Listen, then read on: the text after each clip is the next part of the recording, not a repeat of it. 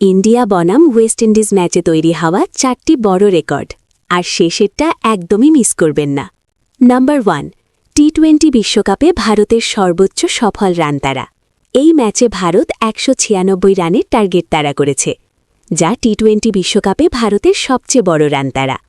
Number 2, টি-20 বিশ্বকাপে run তাড়া করতে গিয়ে ভারতের হয়ে ব্যক্তিগত সর্বোচ্চ স্কোর। এই ম্যাচে সঞ্জু স্যামসন 97 রানের একটি দুর্দান্ত ইনিংস খেলেছেন, যা টি-20 বিশ্বকাপে রান তাড়া করার সময় কোনো ভারতীয় খেলোয়াড়ের সর্বোচ্চ স্কোর। নাম্বার 3, টি-20 বিশ্বকাপে সবচেয়ে বেশিবার সেমিফাইনালে যোগ্যতা অর্জন।